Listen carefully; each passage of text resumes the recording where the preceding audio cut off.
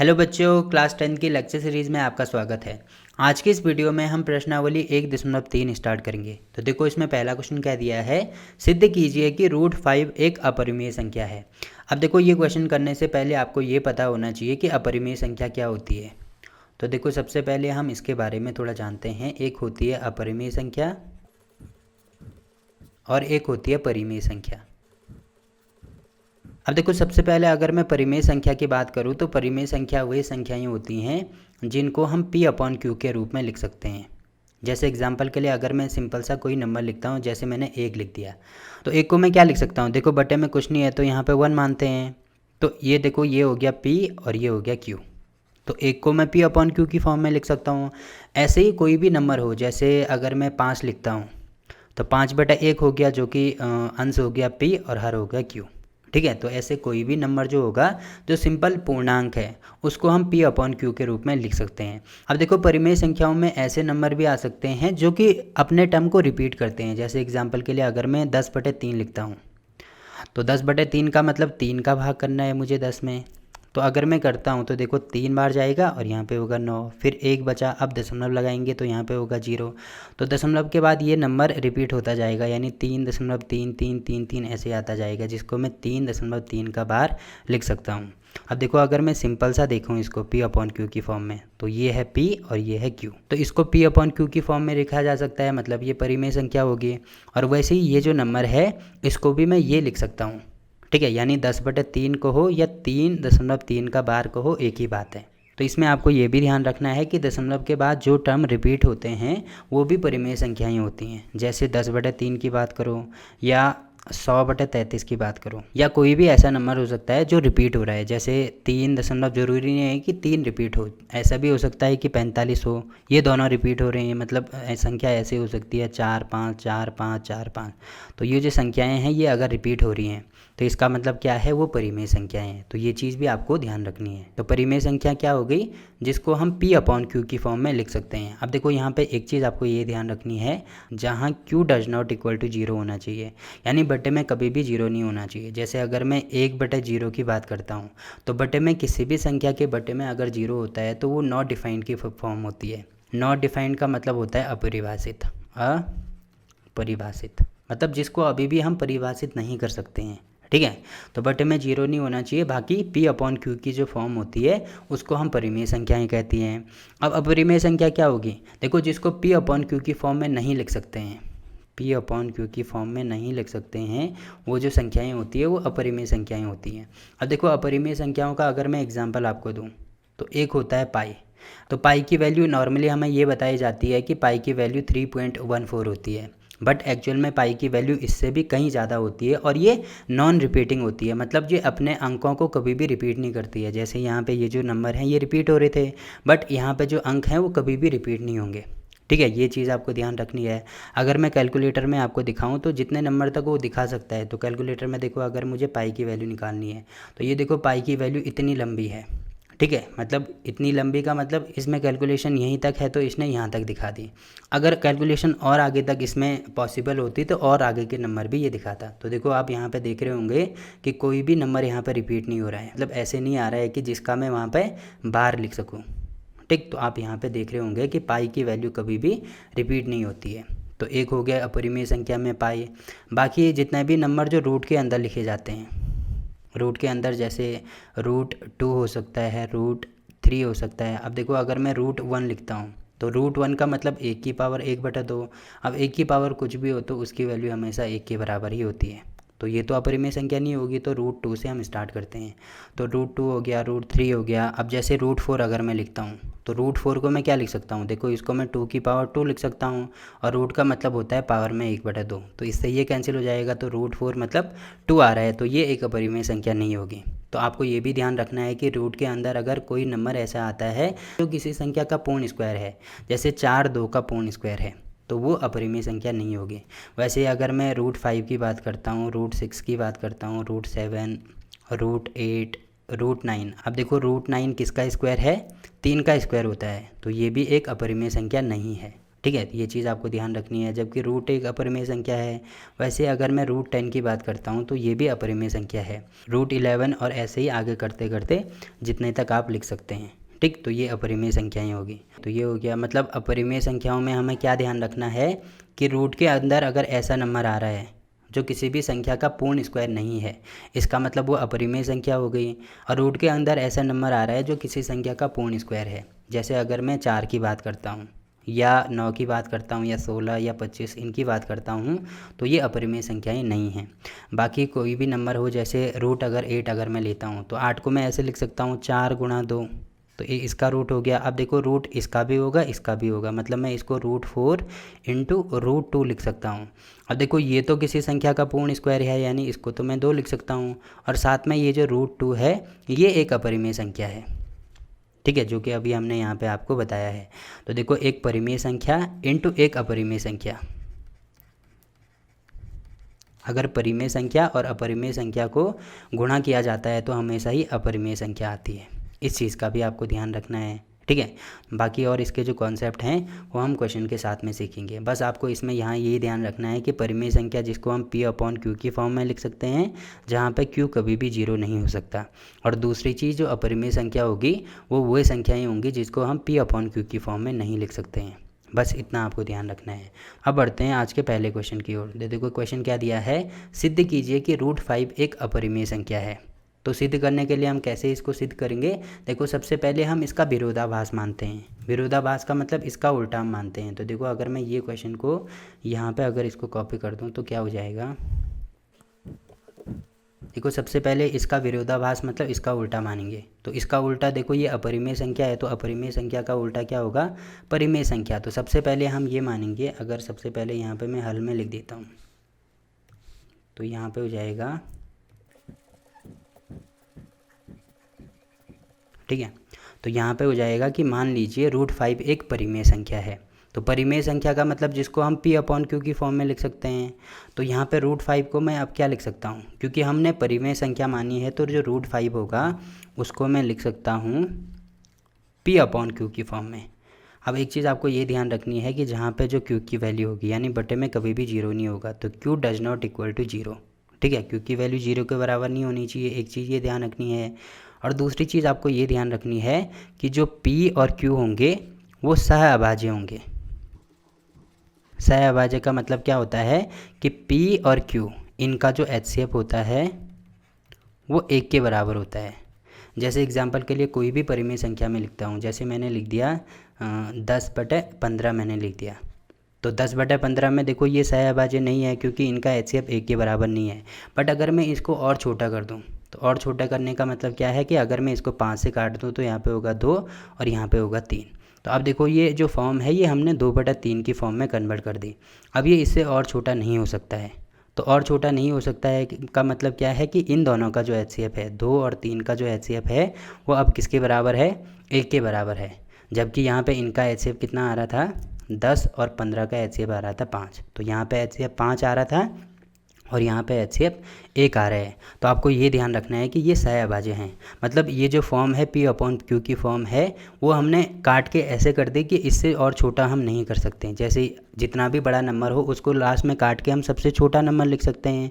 जैसे कितना भी बड़ा नंबर हो, कोई सा भी बड़ा नंबर ले लो, जैसे हमने ले लिया 1000 बटे जिसकी कैलकुलेशन आसान हो उसको लिखते हैं। जैसे मैंने ले लिया 1000/400, तो इसको कट करके लास्ट में हम ऐसी फॉर्म में ला सकते हैं कि जिनका HCF 1 के बराबर हो। तो देखो 2 0 से 2 0 कट गए, फिर इसको 2 से काटेंगे तो यहाँ पे होगा 5, यहाँ पे होगा 2, तो यहाँ पे आ गया 5/2। ठीक है, तो ये जो फॉर्म है इसको कन्वर्ट कर दिए मैंने, कर दिया 5/2। अब 5/2 को और छोटा नहीं किया जा सकता, मतलब इन दोनों का जो HCF है वो लास्ट में कितना आएगा, 1 के बराबर आएगा। ठीक है, तो हमने ये माना है कि P अपॉन Q की फॉर्म ऐसी है जो हमने काट के ऐसे कर दिया कि उससे छोटा हम नहीं कर सकते। तो तभी हमने यहाँ पे क्या लिखा है, P और Q सह अभाज्य हैं, मतलब इनका जो HCF है वो 1 के बराबर है। तो ये हो गया। अब देखो हम क्या करेंगे, आपको ये चीज़ नहीं लिखनी है, आपको बस यहाँ तक लिखना है कि रूट 5 बराबर P अपॉन Q, जहाँ पे Q does not equal to 0 ये भी लिखना है, और P और Q सह अभाज्य हैं ये भी लिखना है, और ये भी लिखना है कि P और Q का जो HCF है ये 1 के बराबर है। तो इतनी चीज़ें आपको यहाँ पे लिखनी है। ठीक, बाकी और ये सारी समझाने के लिए मैंने आपको बताया था। अब देखो हम क्या करेंगे, यहाँ पे इनका स्क्वायर कर देंगे। तो यहाँ पे लिखना भी होगा कि दोनों पक्षों का वर्ग करने पर, तो दोनों पक्षों का वर्ग करेंगे तो देखो यहाँ पे भी स्क्वायर होगा, तो ये होगा √5 का होल स्क्वायर और P/Q का स्क्वायर, इसका भी होल स्क्वायर हो जाएगा। ठीक है, तो स्क्वायर कर दिया तो देखो यहाँ पे √5 का स्क्वायर कितना हो जाएगा, √5 का स्क्वायर मतलब √5 इंटू √5। जैसे 2 का स्क्वायर होता है, इसको हम 2 गुणा 2 लिख सकते हैं, वैसे ही इसको लिख दिया √5 इंटू √5, जिसकी वैल्यू 5 के बराबर हो जाएगी। तो ये होगा 5, और देखो यहाँ पे होल स्क्वायर है, मतलब मैं इसको ऐसे लिख सकता हूँ कि P²/Q²। तो इसका भी स्क्वायर होगा, इसका भी स्क्वायर होगा, तो यहाँ पे हो जाएगा P²/Q²। अब इनको इंटरचेंज कर दो, यानी इसका गुणा यहाँ कर दो, इसका गुणा यहाँ कर दो, तो यहाँ पे हो जाएगा Q² बराबर होगा P²/5। अब देखो P²/5 बराबर Q² आ रहा है, इसका क्या मतलब बनता है। जैसे एग्जांपल के लिए कहीं पे मैं लिखता हूँ, मान लीजिए P की वैल्यू मैं कुछ भी मान सकता हूँ, P की वैल्यू मान लीजिए मैं 25 मानता हूँ, अभी समझाने के लिए मैं आपको बता रहा हूँ। ठीक है, तो P मैंने 25 मान लिया, तो P का स्क्वायर कितना होगा, इसका भी स्क्वायर होगा, तो P का स्क्वायर हो जाएगा 625।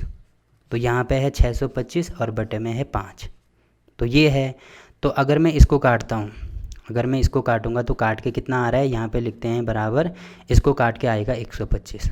तो देखो वही वाली फॉर्म है ना, जैसे हमने यहाँ पे लिखा है, इसको मैं ऐसे लिख सकता हूँ कि 25 का होल स्क्वायर अपॉन 5 बराबर 125। तो ये किसके बराबर है, ये है P², ये है बटे में 5, और ये है Q²।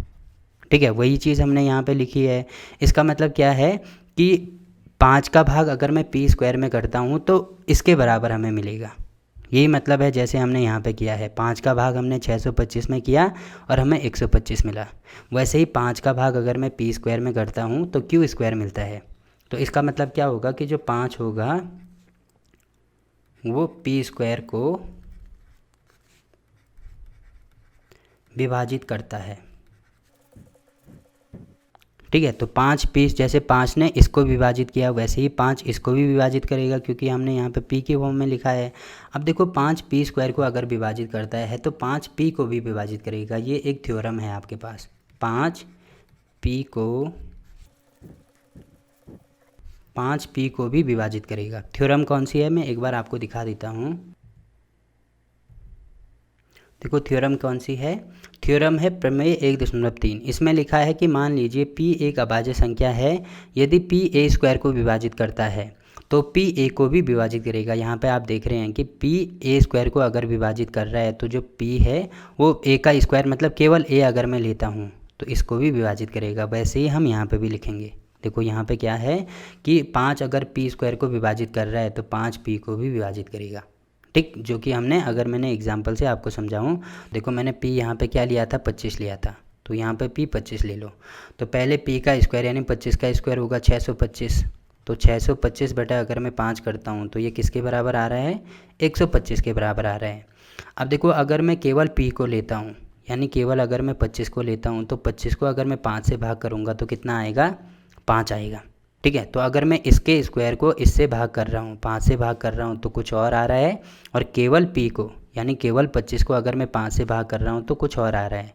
तो अगर मैं इसकी जगह पे, देखो यहाँ पे Q² था, तो अगर मैं इसकी जगह पे जो 5 आ रहा है इसको अगर मैं M मान लूँ तो ये तो P है, तो यहाँ पे क्या हो जाएगा, यहाँ पे मैं मान लूँगा, माना P/ बटे में तो 5 ही होगा, बराबर किसके है, इसको मैंने M माना है तो बराबर है M के। तो मैंने मान लिया कि P/5 बराबर है M के। जैसे P² को अगर मैं 5 से भाग कर रहा था तो यहाँ पे Q² आ रहा था, वैसे हमने क्या मान लिया, अब केवल P को अगर मैं 5 से भाग करता हूँ तो मान लीजिए वो M आ रहा है, क्योंकि हमें नहीं पता कि कितना आएगा, तो ये हमने मान लिया। अब देखो यहाँ से मैं क्या कर सकता हूँ, यहाँ से P की वैल्यू निकाल सकता हूँ, तो P बराबर इसका गुणा यहाँ होगा तो ये 5M के बराबर हो जाएगा। ठीक है, अब देखो अगर मैं इसको इक्वेशन 1 मानता हूँ तो यहाँ पे P² की वैल्यू रख देंगे कि तो कितना होगा, यहाँ पे लिखेंगे समीकरण 1 में P की वैल्यू रखने पर, यहाँ पे लिखना भी होगा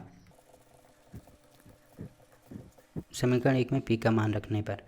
तो समीकरण 1 क्या थी, Q² बराबर P²/5, जो कि आप यहाँ पे देख सकते हैं, Q² बराबर P²/5।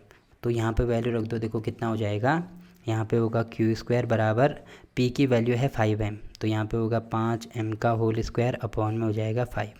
ठीक है।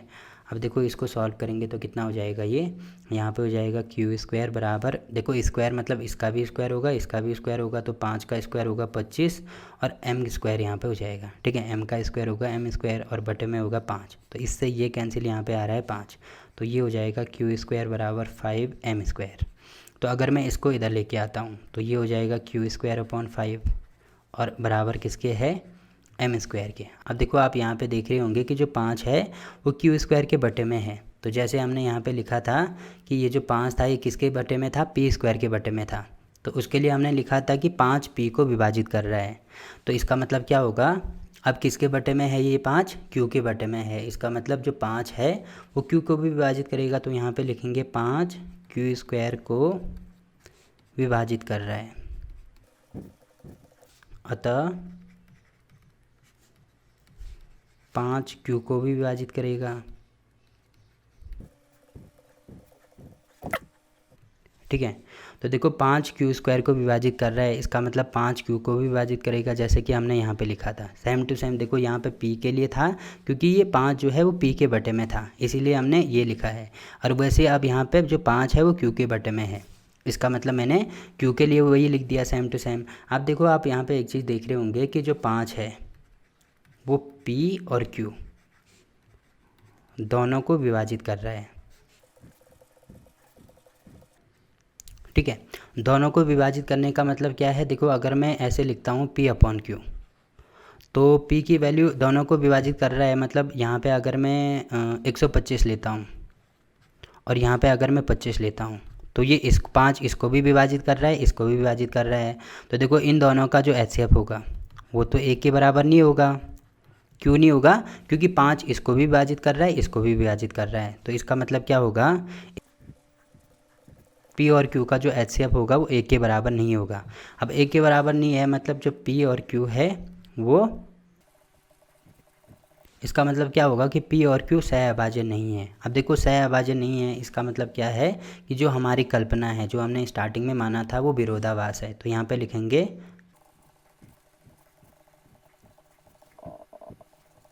जो कि हमारी कल्पना के विरोधाभास है। अब लास्ट में लिखेंगे अतः √5 एक अपरिमेय संख्या है। ठीक है, तो ये हमने प्रूव कर दिया। अब देखो एक बार दोबारा देख लेते हैं कि हमने स्टार्टिंग में क्या क्या किया। देखो सबसे पहले तो हमें ये दिया था कि सिद्ध कीजिए कि √5 एक अपरिमेय संख्या है, तो हम इसका विरोधाभास मानेंगे। विरोधाभास मानने का मतलब इसका उल्टा मानेंगे कि मान लीजिए √5 एक परिमेय संख्या है, इतना हमने कर दिया। उसके बाद देखो अगर √5 एक परिमेय संख्या है तो परिमेय संख्या की डेफिनेशन हमने पढ़ी है कि परिमेय संख्या जिसको हम P अपॉन Q के रूप में लिख सकते हैं, तो हमने लिख दिया √5 की वैल्यू किसके बराबर होगी, P अपॉन Q के बराबर होगी, जहाँ पे जो बटा है वो 0 नहीं होना चाहिए, मतलब Q की वैल्यू 0 के बराबर नहीं होनी चाहिए।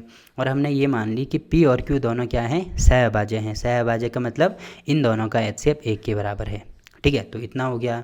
अब देखो हम आगे क्या करेंगे कि इन दोनों का स्क्वायर कर देंगे, तो √5 का भी स्क्वायर होगा और P अपॉन Q का भी स्क्वायर होगा, तो स्क्वायर करके ये आ रहा है, इसका स्क्वायर और इसका स्क्वायर, तो ये चीज़ लिखनी भी होगी।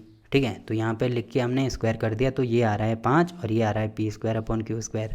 अब इसको इंटरचेंज कर दो, इंटरचेंज करने का मतलब Q स्क्वायर को इधर लेके आओ, इसको इधर लेके आओ, तो यहाँ पे होगा Q स्क्वायर बराबर P स्क्वायर अपॉन 5। तो P स्क्वायर अपॉन 5 का मतलब क्या होगा कि जो बटे में 5 है, जैसे कहीं पे हम लिखते हैं 20/5, तो 20/5 का मतलब तो ये होगा ना, इससे ये कैंसिल करेंगे, पूरी पूरी बार कटेगा।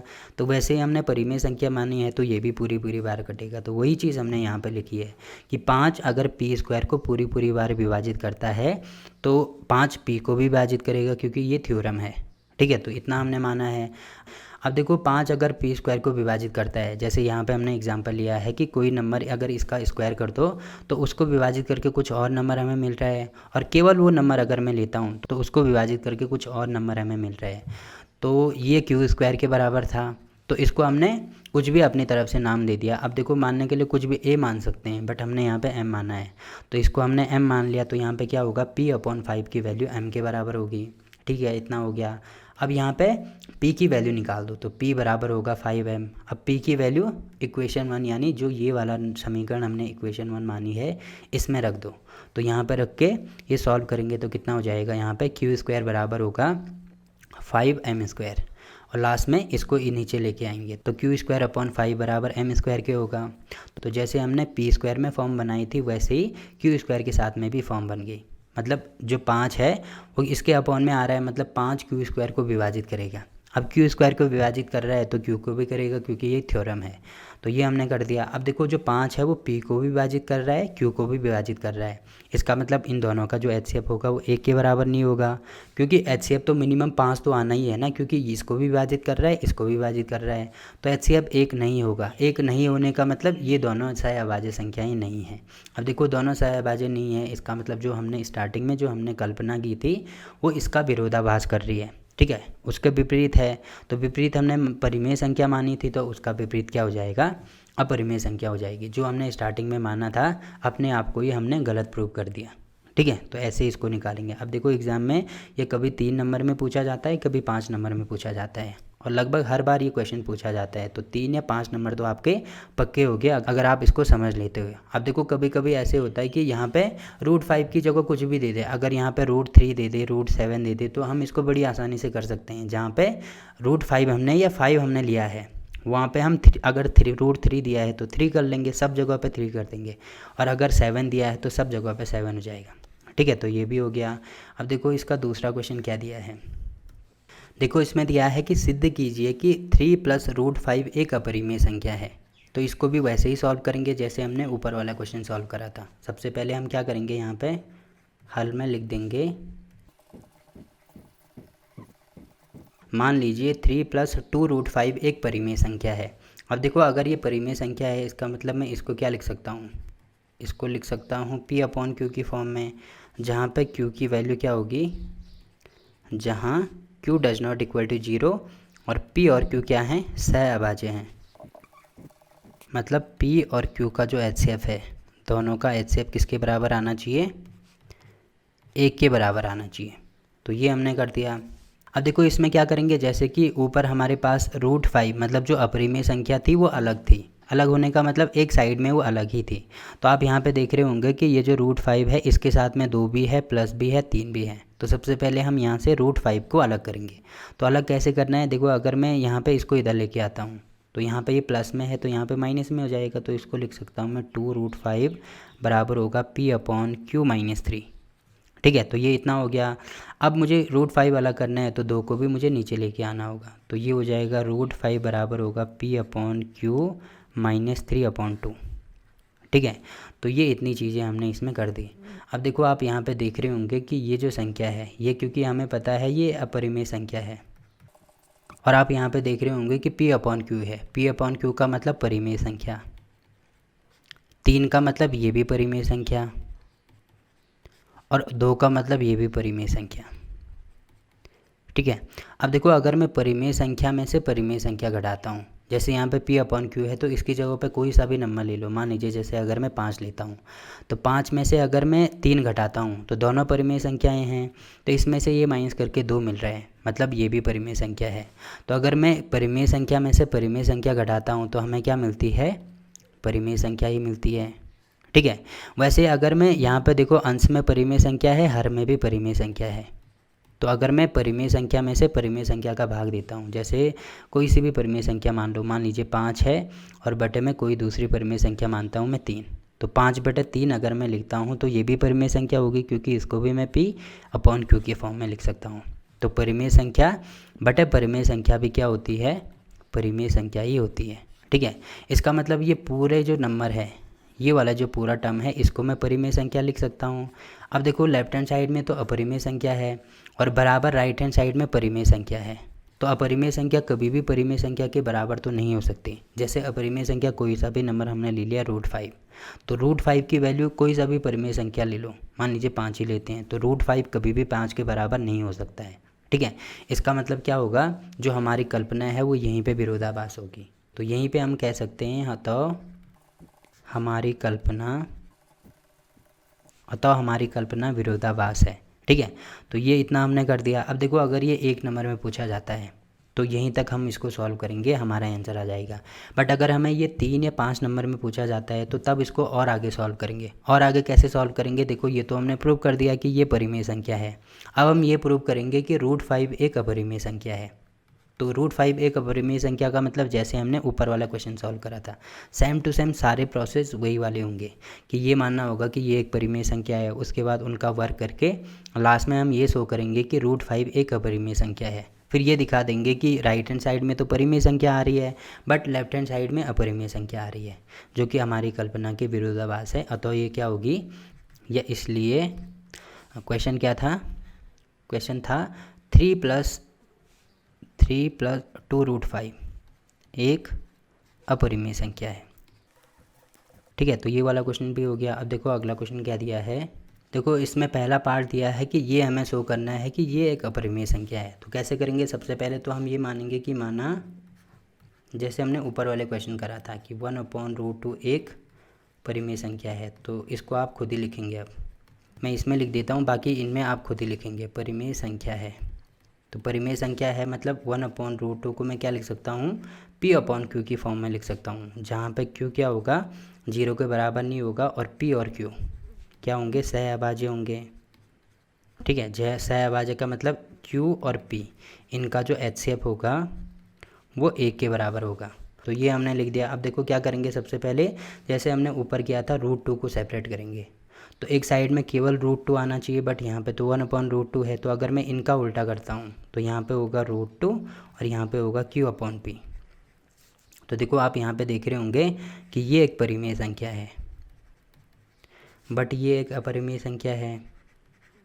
इसका मतलब ये भी हमारी कल्पना का विरोधाभास है। वैसे ही अगर 1 नंबर में पूछा जाता है तो यहीं तक सॉल्व करेंगे, और पूरा 5 नंबर में पूछा जाता है तो अब हम ये सॉल्व करेंगे कि √2 एक अपरिमेय संख्या है। तो इसको आप खुद ही कर सकते हैं। वैसे देखो ये वाला क्वेश्चन भी होगा, इसमें भी क्या करेंगे हम 7√5 बराबर होगा P/Q, यानी पहले ये मानेंगे कि ये एक परिमेय संख्या है, उसके बाद इसके बराबर करेंगे जहाँ पे Q ≠ 0, Q और P सहअभाज्य होंगे। P यहाँ पे सहअभाज्य लिखेंगे, सहअभाज्य होंगे मतलब Q और P का HCF 1 के बराबर होगा, इतना लिखेंगे। अब देखो मुझे यहाँ पे भी √5 को अलग करना है, तो यहाँ पे मैं लिख सकता हूँ √5 बराबर P/7Q। अब देखो ये परिमेय संख्या है, ये पूरी ये परिमेय संख्या है और बटे में आ रहा है परिमेय संख्या। तो परिमेय संख्या और परिमेय संख्या ही होती है। तो ये परिमेय होगी जबकि ये अपरिमेय है, इसका मतलब ये भी क्या होगा, हमारी कल्पना के विरोधाभास होगा। तो ये वाला भी होगा, वैसे ही लास्ट वाला भी करेंगे। यहाँ पे क्या है 6 + √2, तो ये हो जाएगा 6 + √2 P/Q के बराबर। अब √2 को अलग करेंगे तो यहाँ पे हो जाएगा √2 बराबर होगा P/Q - 6। ये परिमेय है, ये भी परिमेय है, तो परिमेय माइनस परिमेय, तो ये परिमेय संख्या मिलेगी और ये अपरिमेय संख्या है, तो ये भी विरोधाभास है। तो ऐसे ही सारे क्वेश्चन आप कर सकते हैं। ठीक है, तो इस प्रकार से ये जो प्रश्नावली है ये भी हमने कंप्लीट कर ली है। तो कल से हम एक नई प्रश्नावली शुरू करेंगे। ठीक, तो वीडियो अच्छा लगा तो वीडियो को लाइक कीजिए, शेयर कीजिए अपने दोस्तों के साथ और चैनल को सब्सक्राइब करना ना भूलें। तो मिलते हैं आपसे एक नई प्रश्नावली में, तब तक के लिए बाय बाय।